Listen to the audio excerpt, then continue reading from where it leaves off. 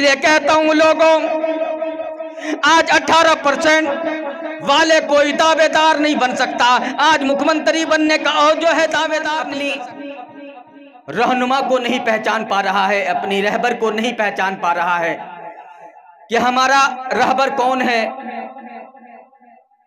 हमारा लीडर कौन है जो मेरी आवाज सदन में उठाए, पार्लियामेंट में उठाए।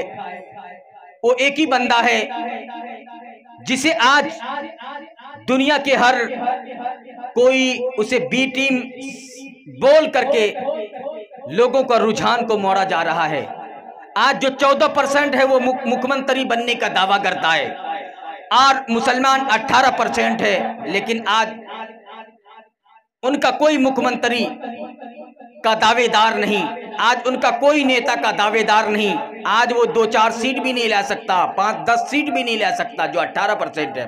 और 14% वाले मुख्यमंत्री का जो दावेदार बनने की कोशिश करता है, आज मुसलमानों को इग्नोर किया जा रहा है और हर तरफ से मुसलमानों को परेशान किया जा रहा है, मुसलमानों को इग्नोर किया जा रहा है। मुसलमानों के आंखों में पट्टी छाया हुआ है, मुसलमान के आंखों में पर्दा पड़ा हुआ है, मुसलमान के कानों में पर्दा पड़ा हुआ है। आज मुसलमान अपने रहनुमा को नहीं पहचान पा रहा है, आज मुसलमान अपने रहनुमा को नहीं चुन पा रहा है, आज मुसलमान अपने सच्चे लीडर को नहीं चुन पा रहा है। आज मुसलमानों को ये बोल कर बरगला दिया जाता है वो मुसलमानों का बी टीम है, आज तुम्हारा रहनुमा बन ही नहीं सकता।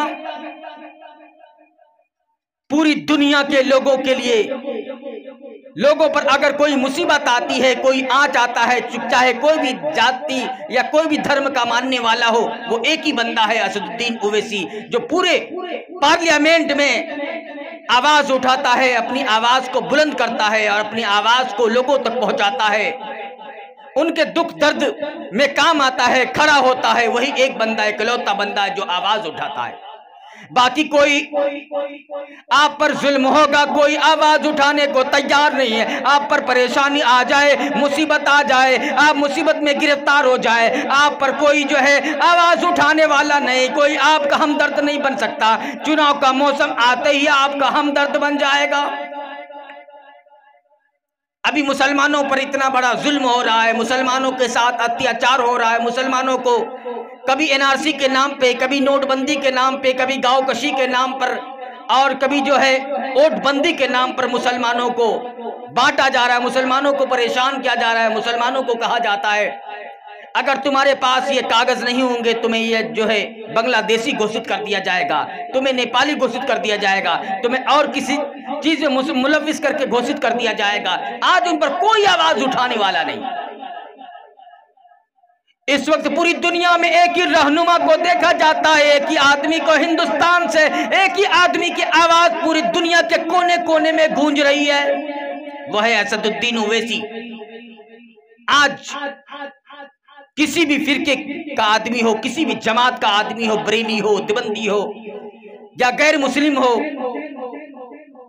या आदिवासी हो या हरिजन हो, कोई भी कास्ट का लोग हो, एक ही बंदा है जो आवाज उठाता है सदन में। पूरी दुनिया के लोग इस बात को जान रहे हैं, इस बात को मान रहे हैं, एक ही बंदा है जो आवाज उठाता है, किसी से डरता नहीं। अगर डरता है तो वहदहू ला शरीक लहू के आगे सर झुकाता है, बाकी किसी का आगे सर झुकाने को तैयार नहीं।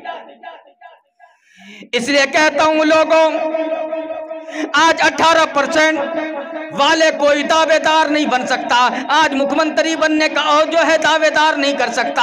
आज जो है चुनाव लड़ने का वो हकदार नहीं है। आज उन्हें कहता है 14% वाला कहता है अगर आप जो है तेजस्वी को जिताना चाहते हैं, तेजस्वी को मुख्यमंत्री के रूप में देखना चाहते हैं, तेजस्वी यादव को आप जो है मुख्यमंत्री बनना देखना चाहते हैं, आप असदुद्दीन ओवैसी जी आप चुनाव नहीं लड़िए। क्यों भाई, क्या परेशानी है तुझे? क्या परेशानी? तू 14% है और तू मुख्यमंत्री का दावेदार बन रहा है, और जो 18% है वो क्या एक विधायक, 2-4 विधायक भी नहीं बन सकता, मुसलमान का रहनुमा नहीं बन सकता, गरीबों का, दलितों का वो रहनुमा नहीं बन सकता। आज उन्हें ठुकरा दिया जाता है। इसलिए कहता हूं मुसलमानों, अभी भी कुछ नहीं बिगड़ा। आओ एक हो जाओ, मुत्तहिद हो जाओ और उन्हें जवाब दो। हमारे दुख दर्द में तुम साथ नहीं होते हो, हमारी मुसीबत में तुम साथ नहीं होते हो, हम पर कोई आँच आती है तुम साथ नहीं होते हो, हम पर कोई जो है कानून आयद की जाती है तुम साथ नहीं होते हो, हमें मुसीबत के अंदर डाला जाता है तुम साथ नहीं होते हो, हमें जेलों के अंदर डाला जाता है तुम साथ नहीं होते हो, हमें गांव कसी के नाम पे मारा जाता है तुम साथ नहीं होते हो, इलेक्शन का वक्त आते ही तुम गिर-गिट के रंग बदलते हो, तो मुसलमानों का रहनुमा बनने की कोशिश करते हो। आज जिस तरह से चुनाव आयोग तुगलकी फरमान जारी किए थे ना, उनका कहना था सीमांचल के अंदर में बहुत सारे जो बांग्लादेशी है, आज कितनी लोगों का नाम छाट दिया।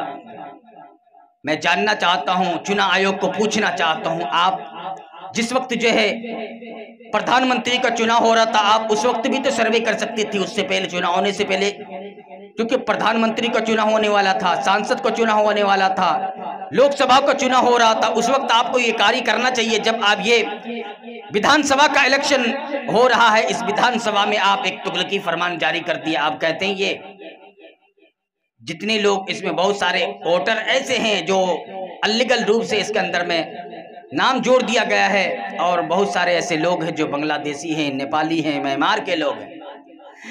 इसलिए कहता हूं मुसलमानों, अभी भी कुछ नहीं बिगड़ा, एक हो जाओ। जब हुजूर पाक सल्लल्लाहु अलैहि वसल्लम का फरमान है, जब तुम अपनी रहबर को, अपनी कौम को अपनी इज्जत नहीं दोगे, तुम्हें कुरान हदीस को छोड़ बैठोगे, अपनी रहनुमा को नहीं पहचानोगे, तुम पर एक जालिम बादशाह मुसल्लत कर दिया जाएगा और वो जालिम बादशाह तुम्हें डसते रहेंगे।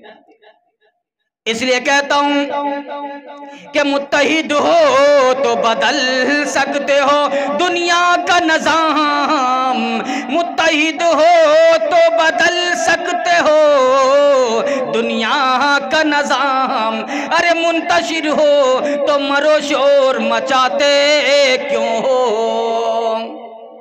आज ये अभी लोकसभा का इलेक्शन गुजरा है, अब विधानसभा का इलेक्शन आने वाला है, और इस विधानसभा इलेक्शन के अंदर में लोगों को जो है चुनाव आयोग का तुगलकी फरमान जारी हो चुका है। इनमें कहते हैं बहुत सारे लोग, बहुत सारे वोटर ऐसे हैं जो अनलीगल रूप से इसके अंदर में दाखिल हो चुके हैं, नाम जोड़ दिया गया है, अब उन्हें हटाने का काम चल रहा है। बीएलओ के जिम्मेदारी ये दी गई है, बीएलओ को कहा गया था एक फॉर्म आप जो है, एक पर्ची आप जो है मतदाता को देंगे, दूसरी पर्ची आप जो है ब्लॉक के अंदर जमा करेंगे, लेकिन कोई ऐसा मतदाता नहीं है जो उससे दूसरी पर्ची मिला हो। इसलिए कहता हूं ये चुनाव आयोग का नीति सही नहीं है, चुनाव आयोग का रणनीति ये बिल्कुल गलत है। इसलिए कहता हूं एक हो जाओ। जो लोग कहते हैं 14% वाले, तुम्हें जो है तुम्हें नेता बनने की कोई जरूरत नहीं है, तुम्हारा साथ देने के लिए हम तैयार हैं, तुम्हारा हमदर्दी बनने के लिए तैयार है, तुम्हारा परेशानी में खड़ा होने के लिए हम तैयार हैं। 18% वाले को बोल रहा 14%।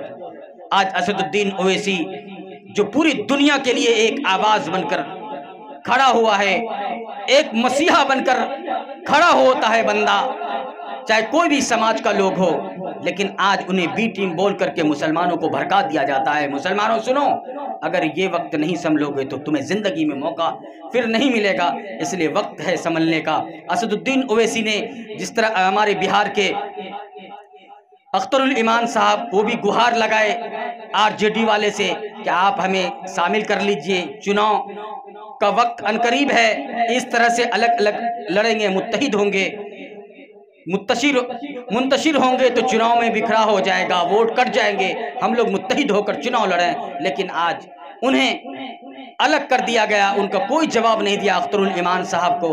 आज इसलिए असदुद्दीन ओवैसी भी ठान लिए हैं चुनाव लड़ना है। तो दोस्तों, आप लोगों से गुजारिश है, आप खुद फैसला करेंगे हमें कहां जाना है, किनका सहयोग करना है, कौन अच्छा आदमी है, कौन गरीबों के लिए मसीहा बन सकता है, कौन गरीबों का मसीहा है, कौन जो है सिर्फ चुनाव का वक्त में मसीहा बनने की कोशिश करता है। इस पर गौर व फिक्र करेंगे।